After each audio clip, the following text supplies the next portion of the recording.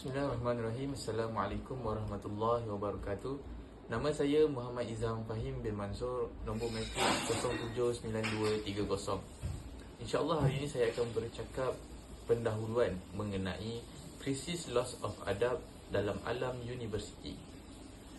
Adab merupakan salah satu aspek penting dalam kehidupan seorang Muslim, khususnya dalam menuntut ilmu. Dalam tradisi Islam, adab bukan sahaja merujuk kepada sopan santun dan akhlak yang baik, bahkan melibatkan hubungan manusia dengan Allah Subhanahu Wa Taala, pensyarah, rakan serta ilmu itu sendiri.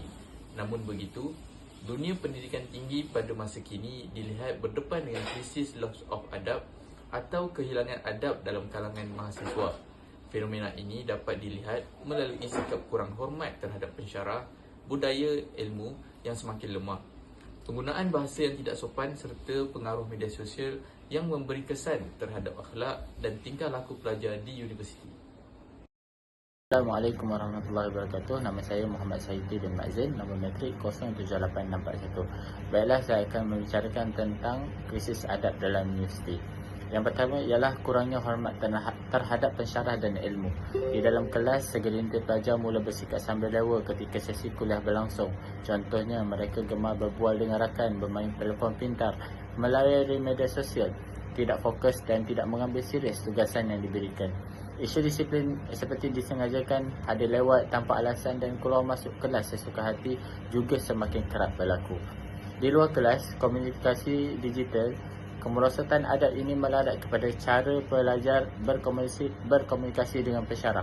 Ada mahasiswa yang menghantar mesej tanpa memberi salam, menggunakan perkataan singkatan yang tidak sopan dan mengabaikan etika panggilan, malah tergamak menghubungi pensyarah pada waktu lewat malam tanpa sebarang urusan mendesak. Seterusnya kita beralih kepada krisis yang kedua, iaitu penyalahgunaan media sosial dan teknologi. Tidak dinafikan teknologi memberi impak dan manfaat, tetapi penyalahgunaannya secara tidak terkawal boleh merosakkan masa depan mahasiswa itu sendiri.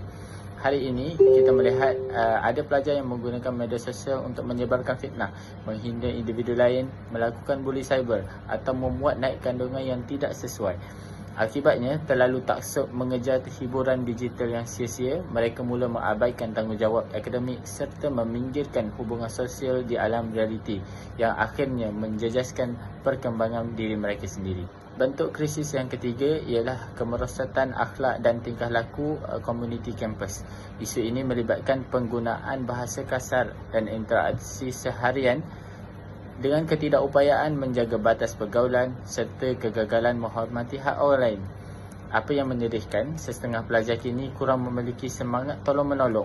Mereka lebih mengutamakan kepentingan diri sendiri berbanding menjaga kebajikan bersama.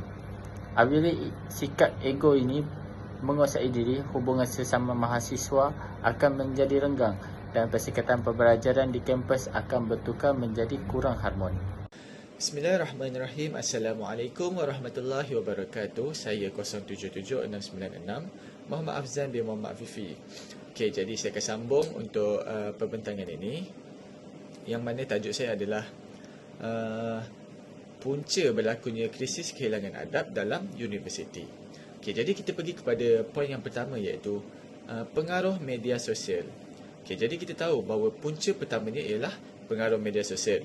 Pada masa ini, mahasiswa banyak menghabiskan masa di platform-platform seperti TikTok, Instagram dan Twitter yang mana memaparkan pelbagai budaya luar. Ada kandungan yang mempromosikan gaya hidup bebas, hedonism dan kurang menghormati orang lain. Apabila perkara ini terjadi, maka nilai sopan santun dan adab semakin terhakis sehingga menjejaskan tingkah laku mahasiswa di kampus kita.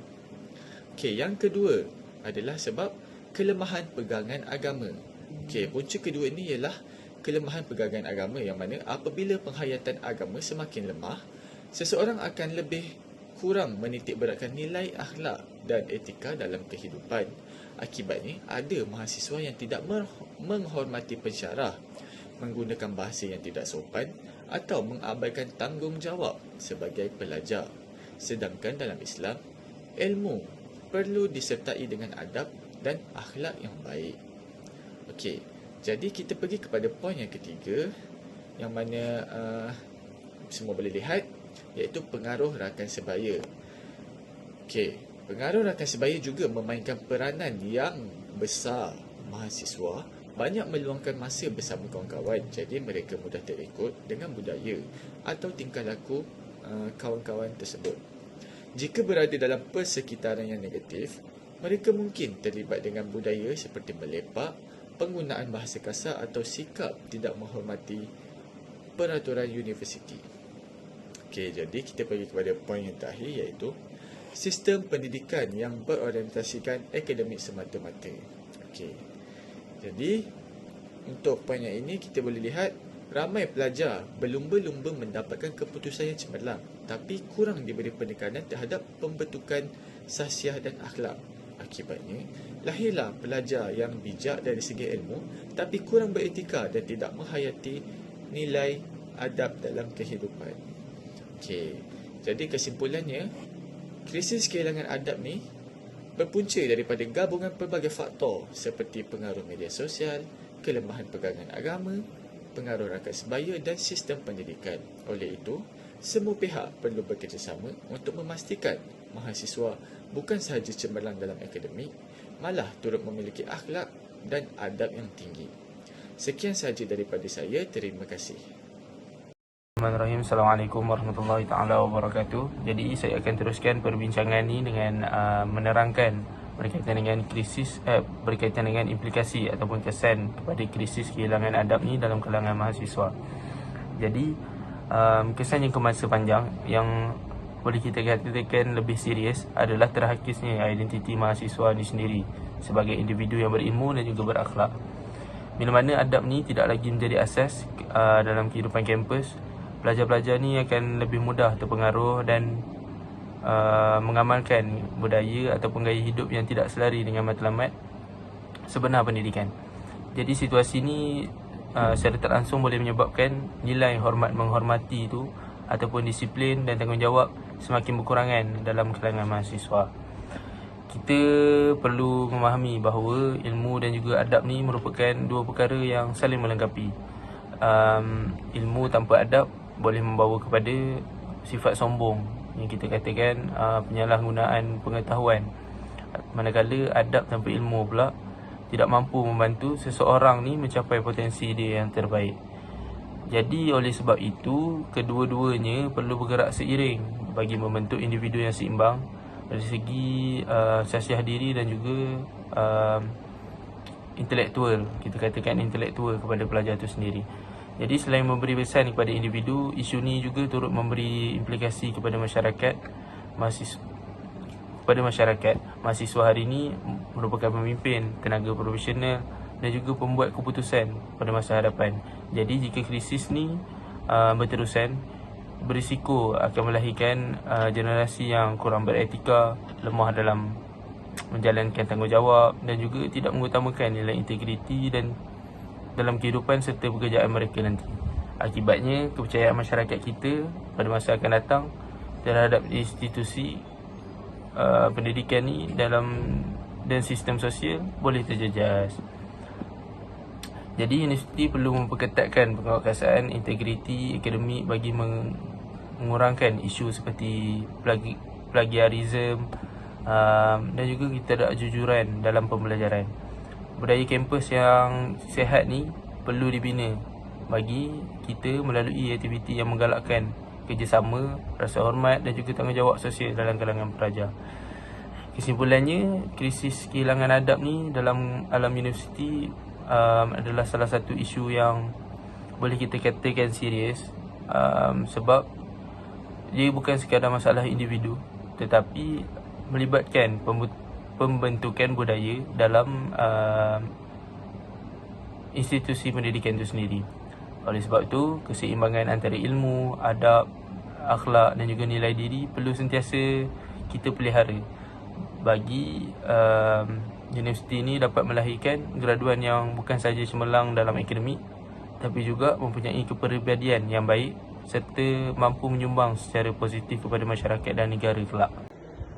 Bismillahirrahmanirrahim. Assalamualaikum warahmatullahi wabarakatuh.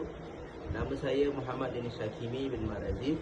nombor matrik 077117. Saya daripada Usuluddin SEM 6. Hari ini saya akan menerangkan tentang langkah mengatasi krisis loss of adab dalam universiti. Langkah mengatasi yang pertama ialah melakukan perubahan dalam falsafah pendidikan.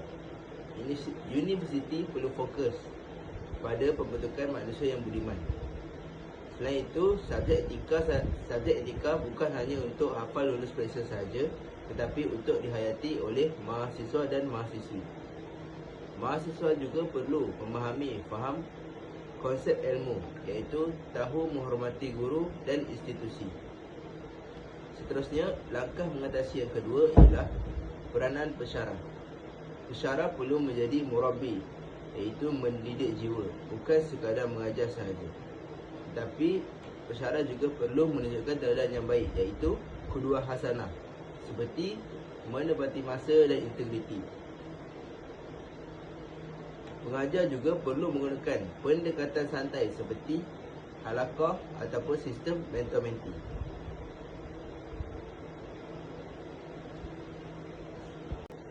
Seterusnya, kita pergi kepada langkah mengatasi yang ketiga, iaitu tindakan universiti. Universiti perlu menguatkuasakan peraturan etika digital dengan tegas. Selepas itu, universiti juga perlu memperkenalkan semula kitab adab klasik seperti kitab-kitab yang daripada Mesir ataupun selainnya. Universiti juga perlu menanam prinsip, iaitu ilmu tanpa adab hilang keberkatannya. Langkah mengatasi yang terakhir ialah aktivisme yang matang. Mahasiswa bebas untuk mengkritik dan berbeza pandangan antara satu sama lain. Mahasiswa perlu menyampaikan dengan hujah dan kesopanan, bukan dengan emosi semata-mata. Seterusnya, yang terakhir adalah kesimpulan. Secara keseluruhannya, krisis loss of adab dalam alam universiti merupakan satu isu yang perlu diberi perhatian serius oleh semua pihak. Kehilangan adab dalam kalangan mahasiswa bukan sahaja memberi kesan terhadap suasana pembelajaran, malah boleh menjejaskan pembentukan sasiah dan masa depan generasi akan datang. Adab yang baik memainkan peranan penting dalam melahirkan individu yang berilmu, berakhlak dan bertanggungjawab terhadap masyarakat.